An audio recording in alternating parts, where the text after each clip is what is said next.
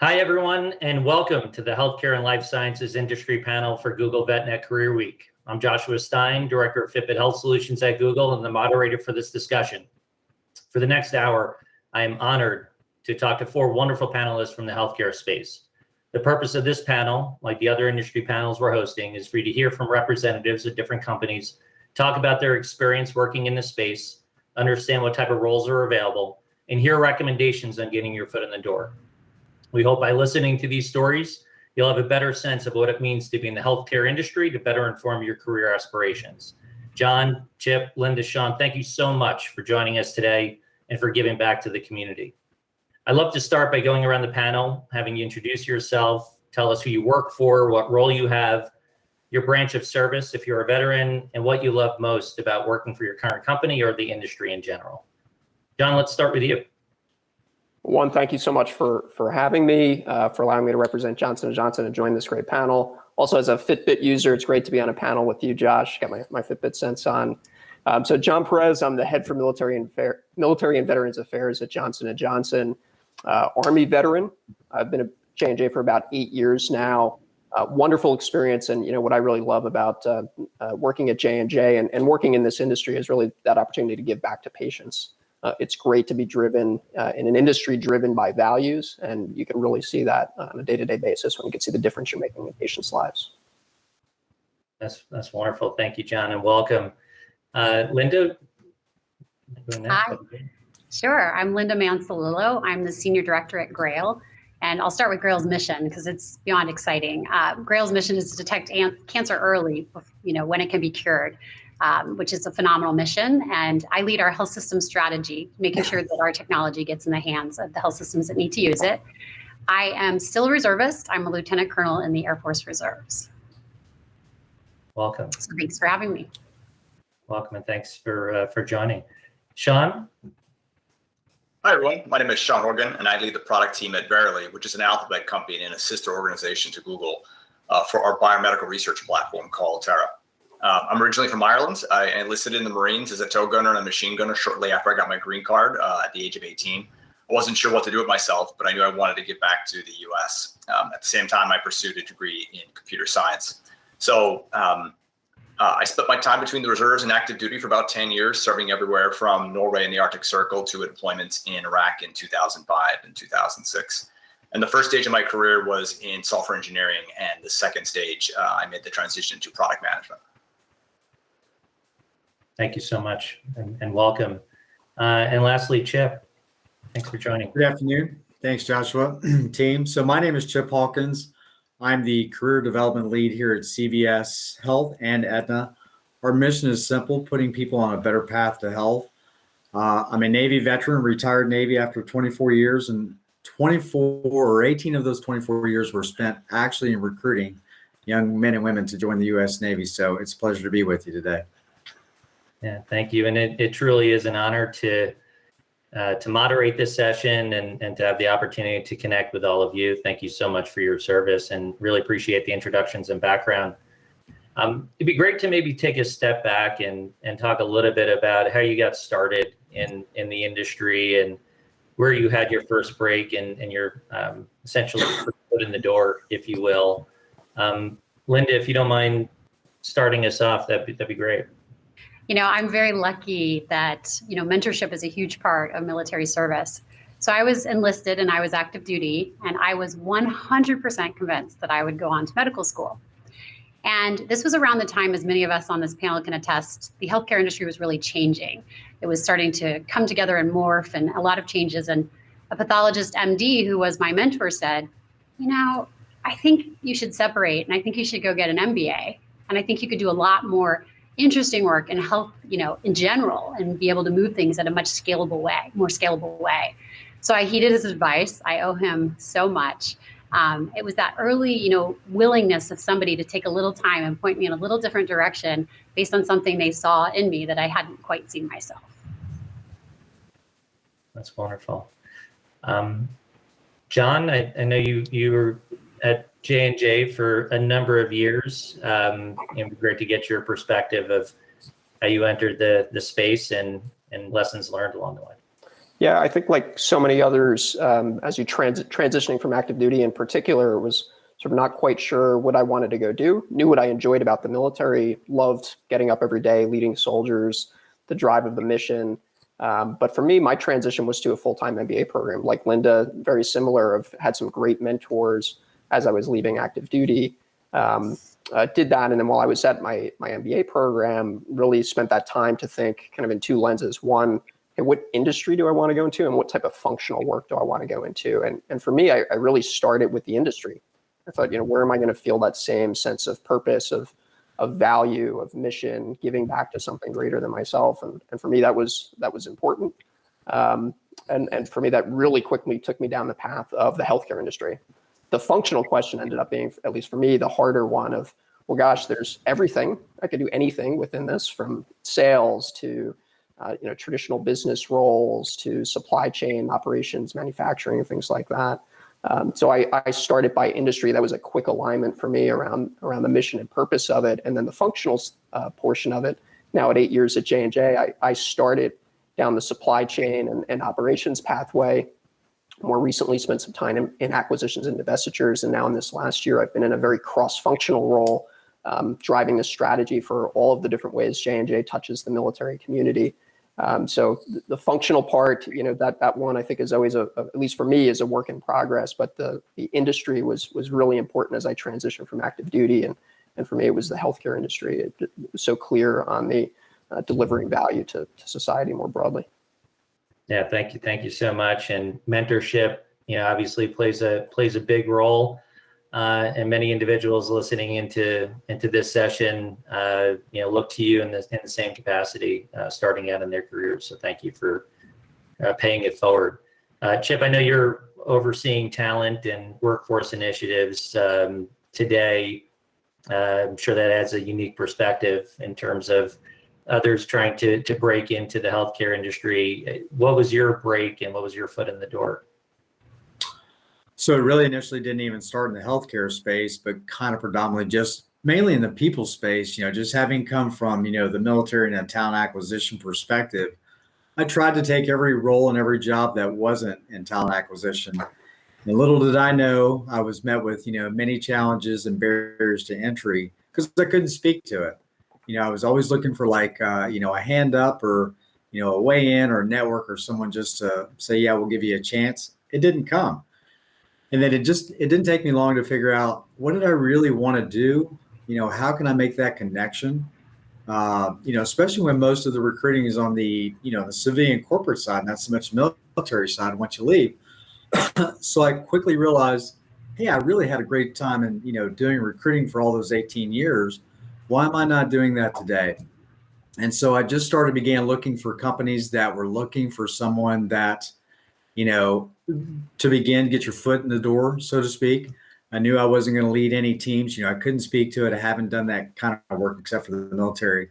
So really, I just put myself back to the basics, really looked at jobs that kind of met my skill set, my levels.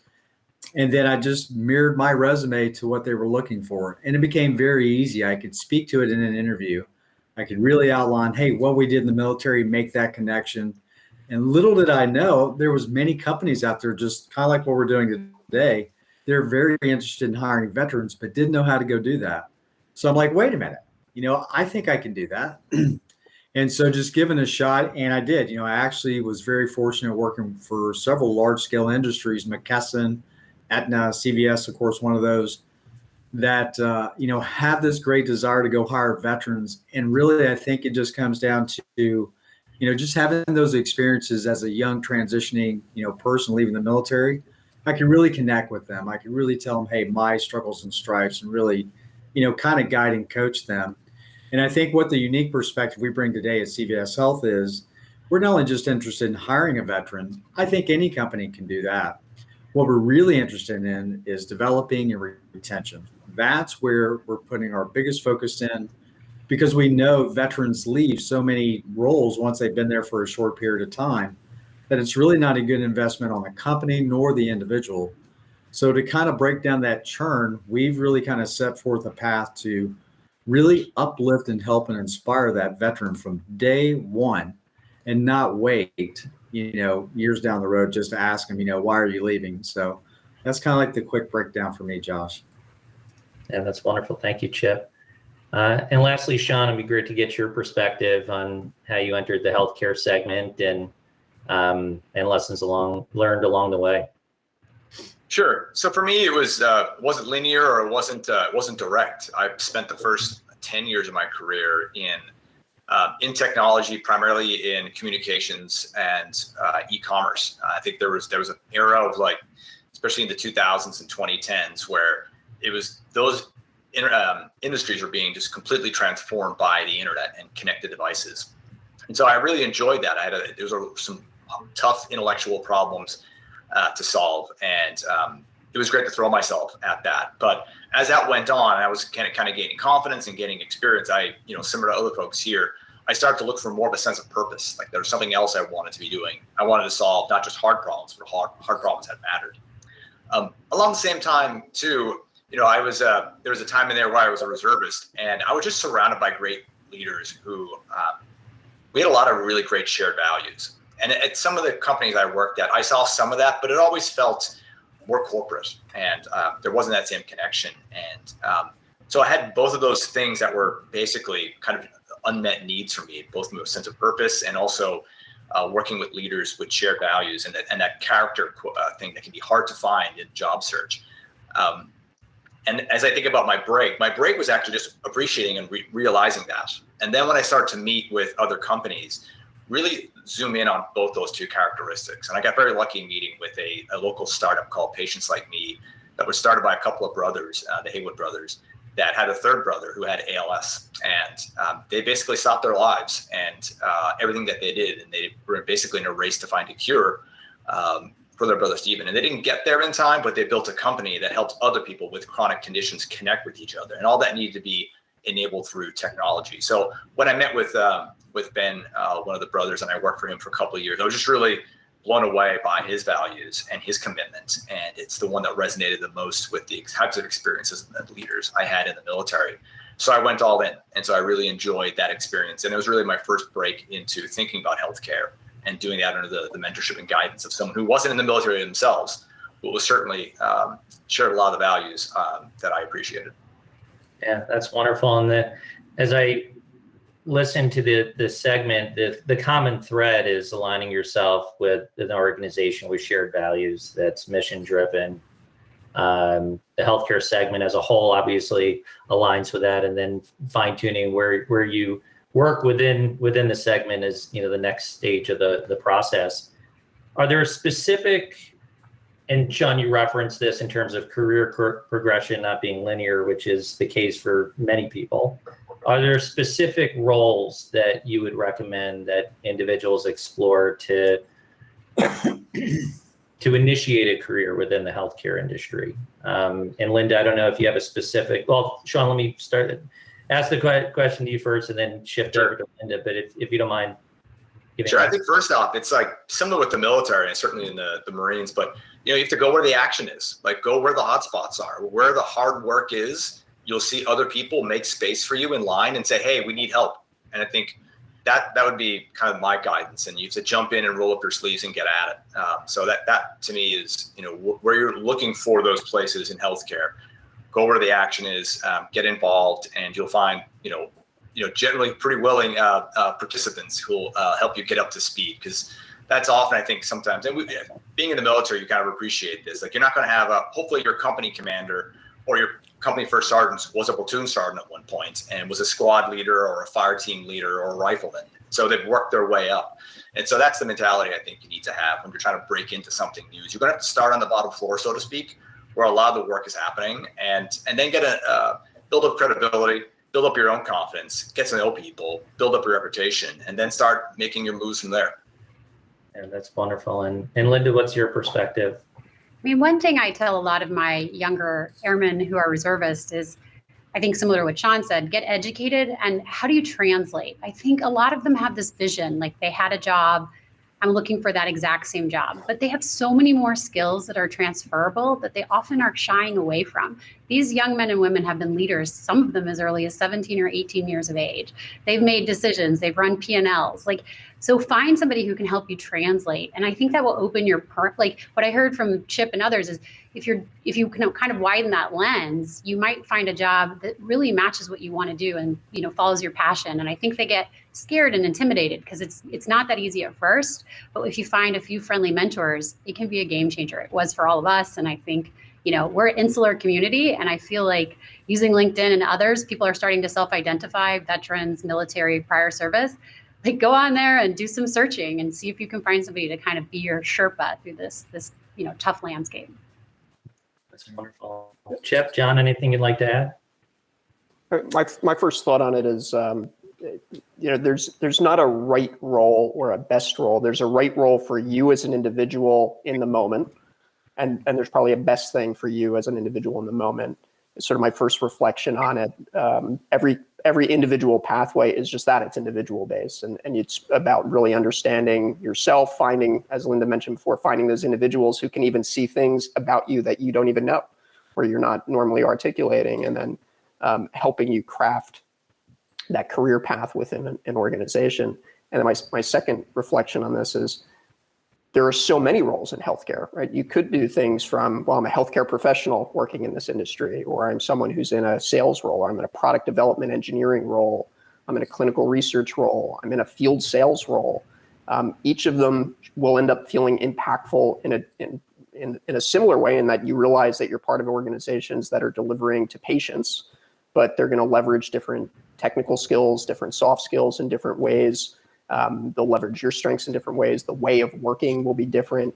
So, there's such a breadth of opportunities out there. And I think people sometimes forget that there is that massive breadth, right? Being on a manufacturing line, in Jacksonville, Florida, for a Johnson & Johnson Vision Care, making contact lenses, that's impactful to somebody who, like myself, has a severe myopia, and wearing contact lenses every day, frankly, is life-changing. That is a great difference to me as a patient consumer. And that person on that manufacturing line who's responsible for making that product, feels that same impact. It's different than the ophthalmologist I need to go to that's going to give me the prescription and check, but it's still an impactful role in healthcare.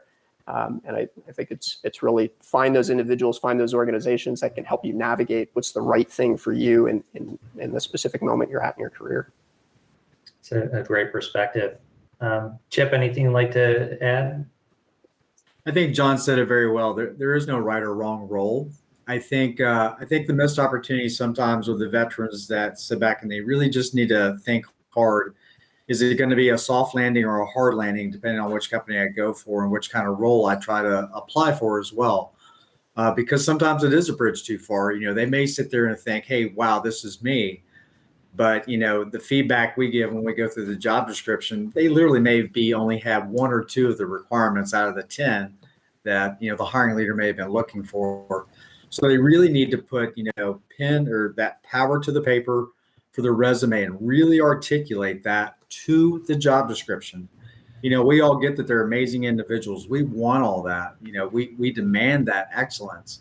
But at the same time, they're missing an opportunity to really speak to that job description, that role through their resume, and not to apply just to anything, just to be, desperate. I know the veterans looking for a role, a mission, a job. They have themselves and their family to take care of perhaps, but if they'll do their homework and really just try to look for all the companies that may be fitting in that as well. So many times I join, great calls like this, and I've not even heard of many of the companies that are doing some great things to help our veterans. I learned something new every day. So you may typically not see those companies or those opportunities just blurting out. So they really need to take a closer look and do their homework, locally, work with other veterans, network, get out there and say, this is me. Where do you think I'm a good fit at if you were me? And then they need to own it. They need to empower themselves to go do that and really kind of find their right role to what many of you have said, do you have a passion? Do you have a purpose?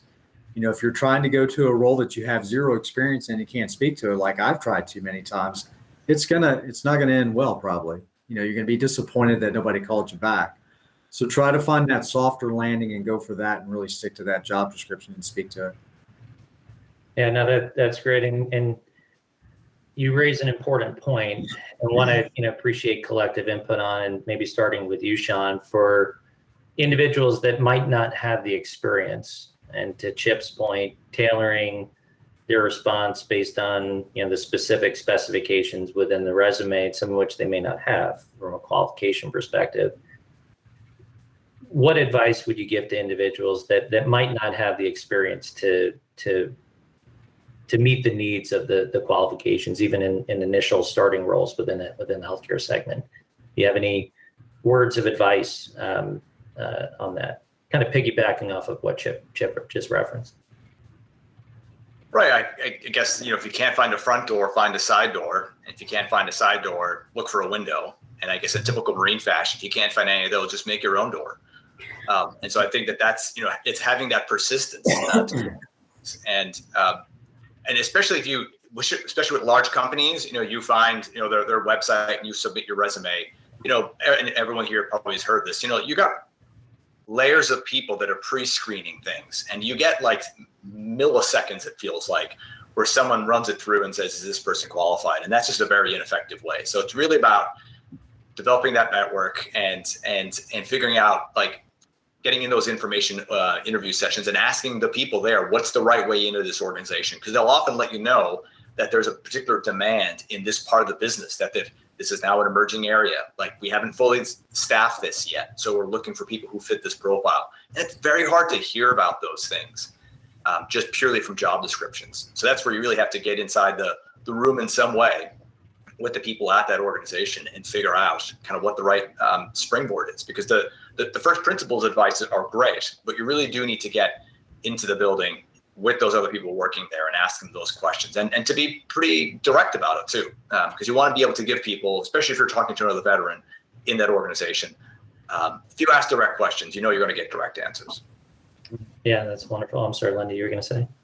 No, just agreeing. I like the Marine. I was trying to think if there's an Air Force equivocal, but I think the Marine said it well. Yeah, that's great. And it when you kind of look at traits or behaviors that you deem to be valuable, being persistent is one. Linda, do you have other recommendations just in terms of key traits or behaviors and that you feel would be beneficial to have in starting a career within healthcare? Yeah, absolutely. I think one thing that a lot of veterans have in common is they are able to build cross-functional teams and work with others and sort of rally people around a vision or a mission. And so I think oftentimes people get so tied up in just the job that they are looking at. And we've all said the companies that we work for matter a lot. And so there are so many ways to sort of showcase those skills. Like, a lot of us are building employee resource groups. A lot of other problems have to be solved in tech. So find ways to showcase those other skills and don't be like frustrated. This is a long-term vision. You may not land your dream job, but like Sean said, get in somehow, hopefully through a door. And then once you're in, start to, find other ways for you to shine, and, don't give up on that vision, but understand you do have to take sort of some steps. And sometimes it might feel like you're holding in a holding pattern, but you're not. You know where you're headed. You're just building up that capability. That's great. Yeah. No, for the direct transition, right? That first role leaving the military, I think the point that was both from Linda and Sean of around the expectation setting is just so important. And if you think of the flip side, right? The Navy doesn't direct commission people to go be submarine commanders. The Air Force doesn't direct commission people and then say, well, next week, by the way, you're flying, the F-35, right? We send people to training, we get them certified, we do a variety of different things. So, and we sort of chuckle in the military, right? The Army's not going to direct commission somebody to go be a company commander, let alone a battalion or a brigade commander, because of course they would need some technical knowledge to be built up. They'd have to understand the organizational dynamics. There's all sorts of things. Maybe a year later, somebody can go and take some of those key developmental roles. But no one would directly go into that in a military setting. It makes sense in the private sector. It would be the same, right? People need to have technical knowledge. They need to have an understanding of the organization before they go into those. So looking for those roles that are adjacent, where you're building some foundational knowledge, but at the same time, not giving up or forgetting all of the great skills, competencies, experiences that, especially some that Linda just referenced. and being able to use those. So you should still find a role that does that, but at the same time, you have the expectation going in that, well, I can't go be a plant director, or I can't go be a national sales director at a major pharmaceutical company because I need at least some technical knowledge. You have to have that innate humility to understand there is still some technical knowledge that needs to be developed. Just to add one thing to that, because I think this is something I didn't appreciate until I joined Verily, which inherits most of its kind of job ladders, a lot of its functions from Google, but we have our own twists, of course, because we're focused on healthcare. Because most of my career is mostly in a lot of startups, and I didn't appreciate the kind of the defined job ladders within large organizations with different levels, like levels 3, 4, 5, 6, all those things. Those all mean a lot of things, and there's some commonalities in certain industries. But it's important to really understand what those are in the industry you're going to be moving into, to understand like where should you be, and be realistic about that, and have that conversation about the role and the level you're going into. Because to John's point, you're not going to be going in as the chief of blank. You'll probably be going in as like the chief bottle washer, maybe, to kind of get the first things going. But that's fine. You actually, in many ways, you want to go in there maybe being unafraid to go a level down and blowing people out of the water with your skill set, and then understanding how it works, like how their promotion system works, before you really fully engage. So that's one thing I would something I didn't do until after the fact, was like, oh wow, there's these big companies really, I think, very carefully about how they structure their job fields and promotion and the entire system around it.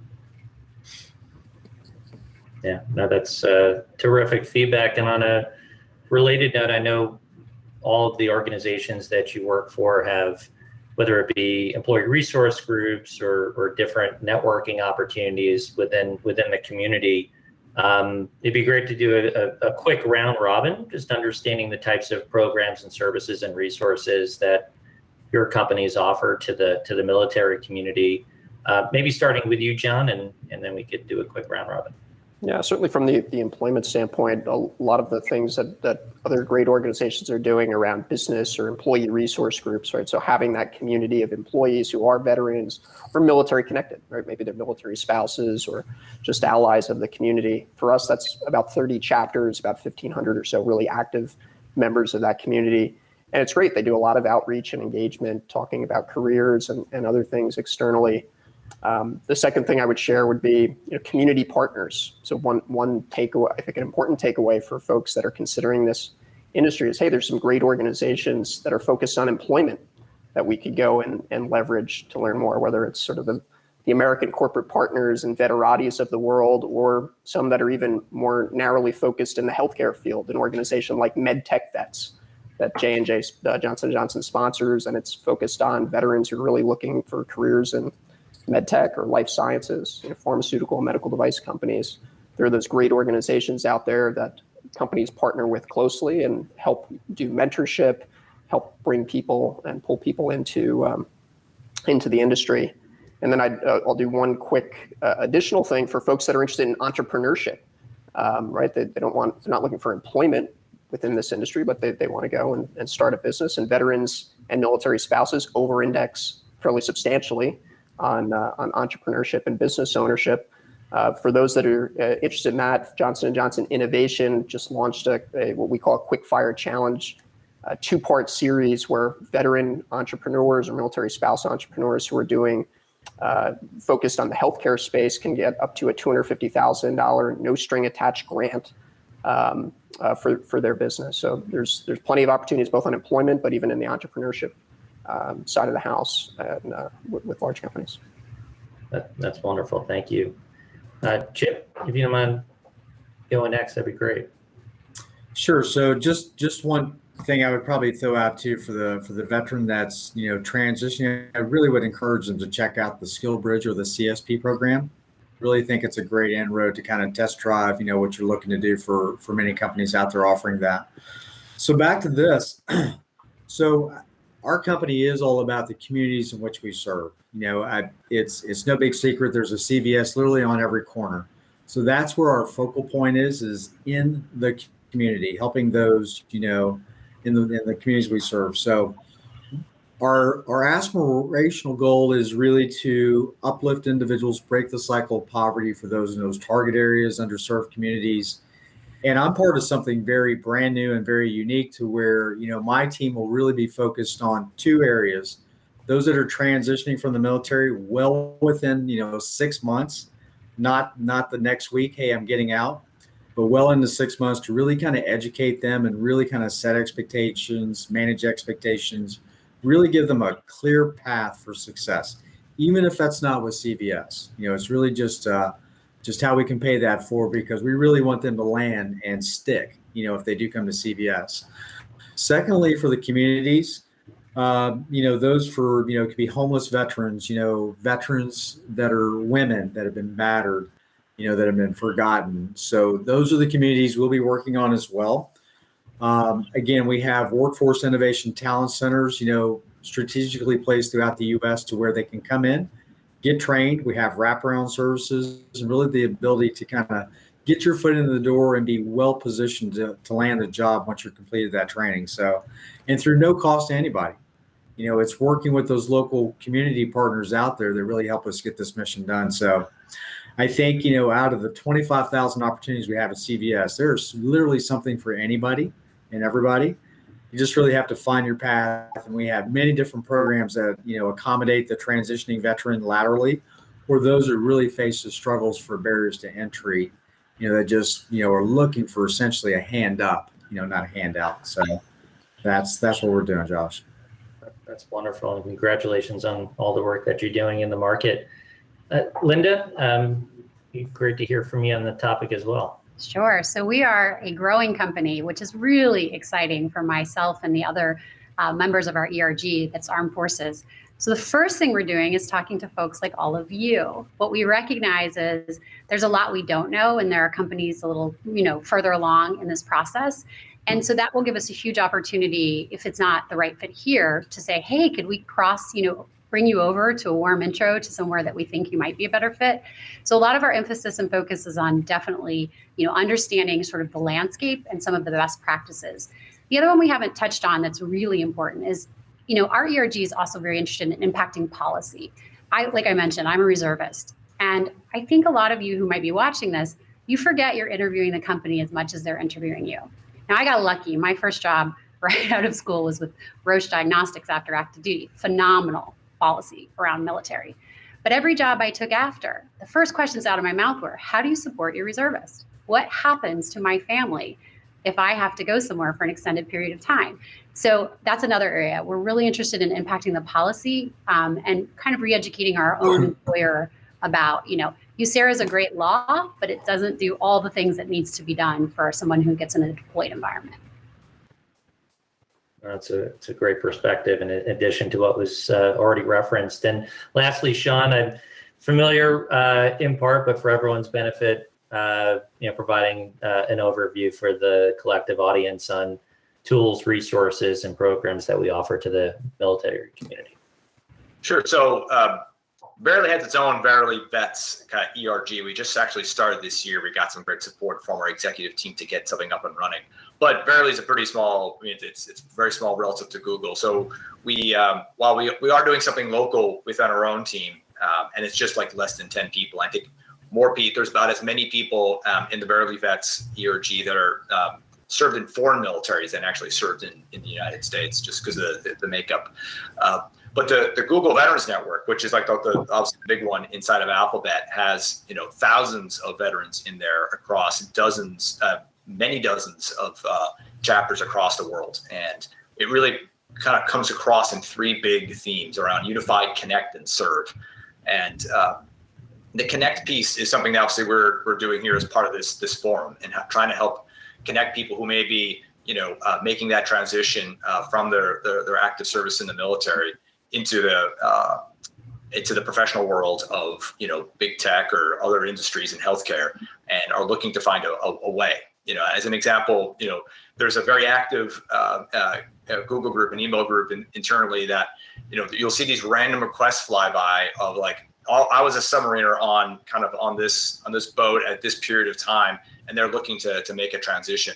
And within about a minute, you'll see like a bunch of responses and folks trying to connect and wire them into the right part of the organization. And that's a huge active thing that happens within the Google Veterans Network, like on a daily basis. And it's just great to see that that machine kind of understand the value of making those connections and getting after it. So that's the kind of piece of advice I would give to folks that try and find someone, in those big organizations that's active in these ERGs and to help connect to other folks who are in those ERGs. That's great. Thank you, Sean.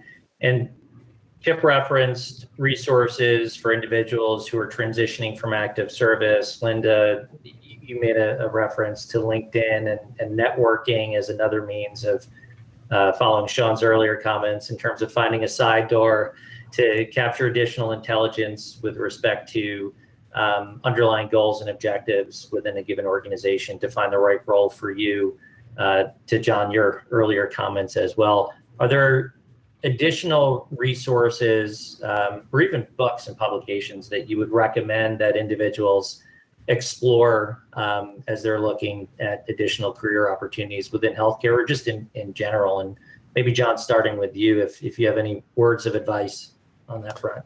Yeah, I will always start with expectation setting. It's okay that you're going to miss way more than you're going to hit, right? Somebody who hits 350 in baseball is a Hall of Famer, right? So set your expectations of you're not going to go through and every time you submit an application, you're going to get interviewed and progress to the final round. And the important thing there is you may hit all of the qualifications, but these are competitive roles, right? So for a given role, there may be hundreds of individuals who also meet the minimum qualifications, right? That's not, hey, I met the minimum, therefore I get the role. They're incredibly competitive.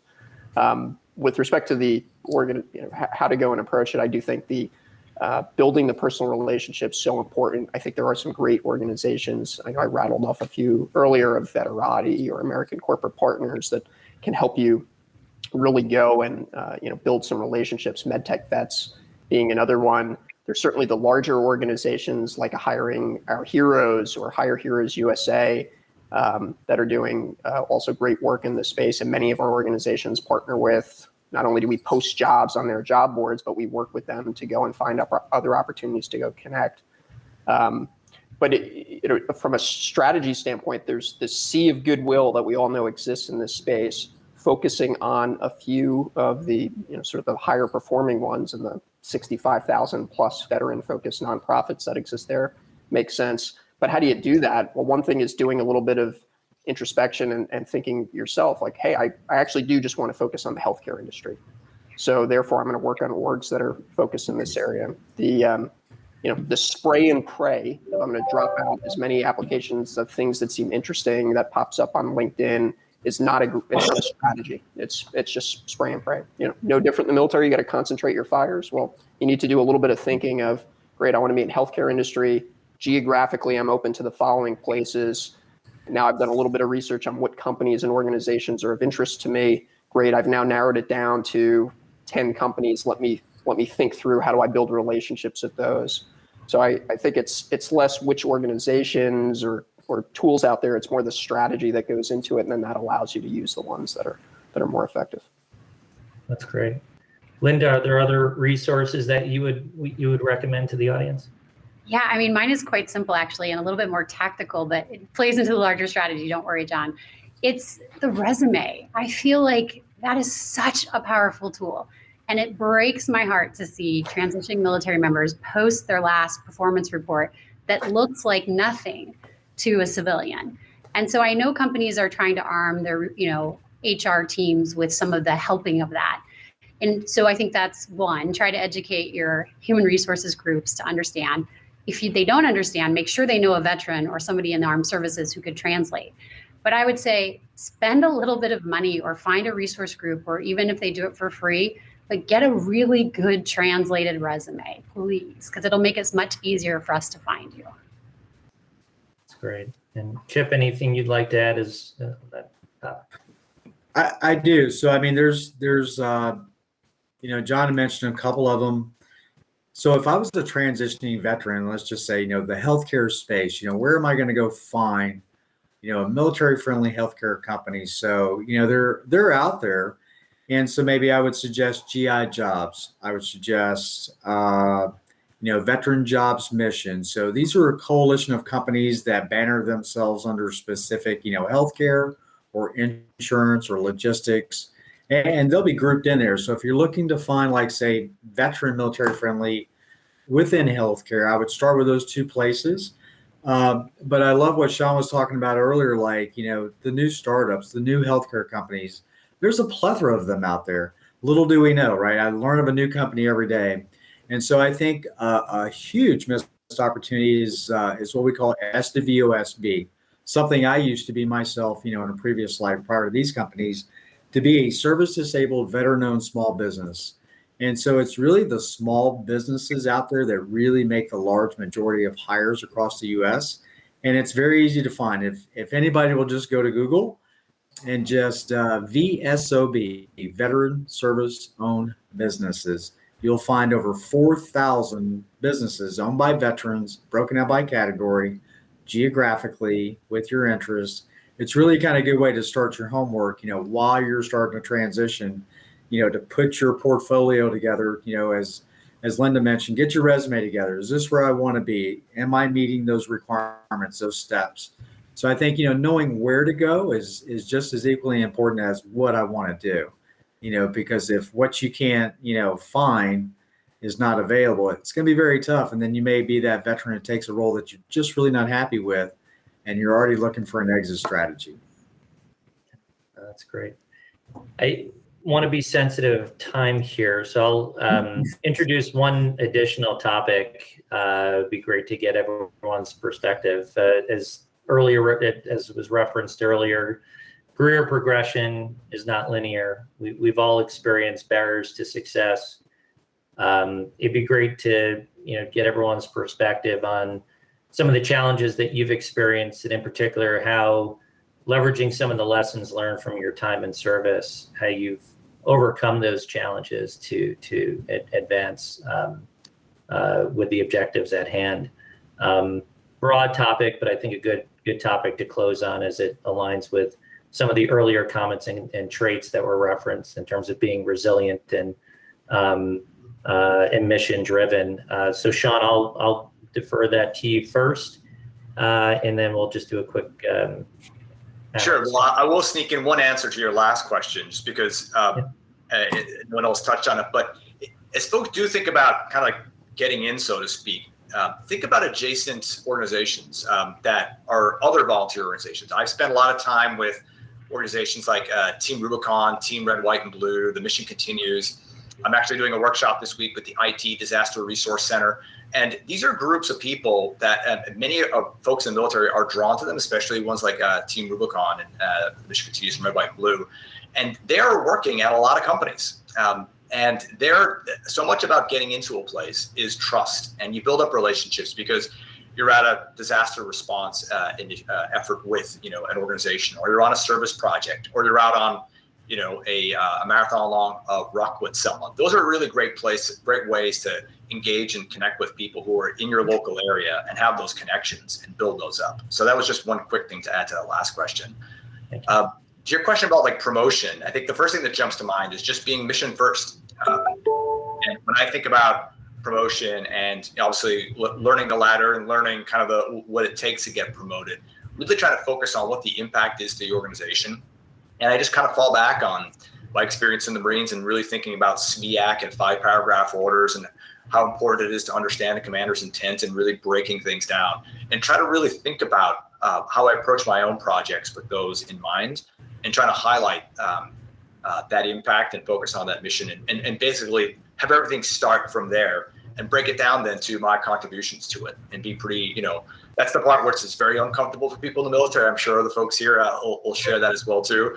But really being focused on the mission, I think, to me, is one of the most important strategies in navigating promotion processes. That's terrific. Thank you.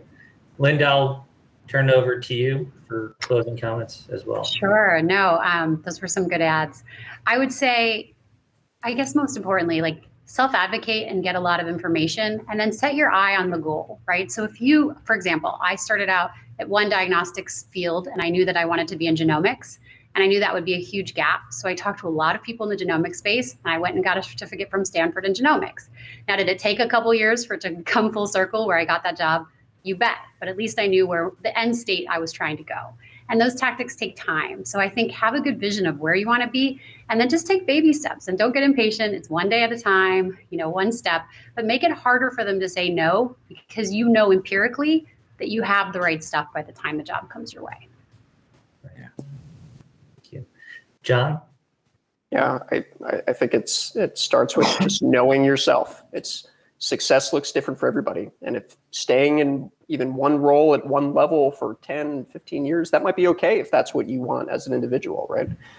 Know what you want to do, know where you find the greatest value, know how you can make a difference in the organization, I think is how you have to start. And then you could think through the tactics of, okay, well, for me, it's really important to climb the ladder into positions of increasing responsibility over my career. And I happen to really like field XYZ, so I'm going to do it in that field. Well, what are the tactics I need to do to go and do that? For other people, they might say, well, I just get a lot of value from having really broad experiences. And it's okay if I'm not moving to, vice president, executive vice president level, but I want to go and experience different things, so long as it's really close to the patient or the customer. Well, that's okay too. And the tactics there will be different. But I think one universal tactic is the one that Sean referenced, of really starting with the mission, always ensure you're delivering value. And in the case of our healthcare field, that's really thinking of it from the lens of the patient and thinking, how are you making a difference to drive healthier, happier, longer lives for individuals? If you start from there, you'll deliver value to the organization. Now, where that brings you, that will be different based on every individual and kind of what exactly you want to go do, and the tactics will be different. But know yourself, and then just deliver value and focus on the mission. Wonderful, thank you. Chip? Just real quick, Josh. So I think if you if you want to climb to the top and be at the top very fast, and go into business for yourself, visit the SCORE office at the local SBA, Small Business Association. But I think it's really a change from that transitioning vet that literally had to take a test or wait some time or have good performance, and they were going to be advanced. It was there. We've seen the chart. When you come to corporate America, there's no such thing. It's really, you're going to get reviewed twice a year, mid-year, end of the year. How you doing? And then the opportunity has got to be available. So, how many of us would have stayed in the military if they told you, hey, there's just no path forward or up? We wouldn't. So in corporate America, I got to say, oftentimes the veterans make this fatal mistake of they think there's no way up when there is. They just need to go find it. It's there. It's available. To like what Linda said, assert yourself. Get out there, make yourself known and visible. Apply to those roles. Get out of your comfort zone. Now those hiring leaders know that you have a stake in their company. They're willing to listen to your proposal. Hey, I'd like to move up. And make it part of your strategy when you have that end of year review with your leader. I want to advance. I want to move up. I want to contribute more. And then volunteer quite a bit. Get your name out there. You got to be a PR person here in corporate America as well. So if you sit back, expect everything and do nothing, then that's exactly where you're going to be 10 years from now. And for goodness sakes, quit leaving a company after 1 year. Because I find those veterans that literally I have 10 companies year after year after year, and they're mad because they're not being advanced. I'll just leave that comment there. You got to stick around to get advanced. It's a great point.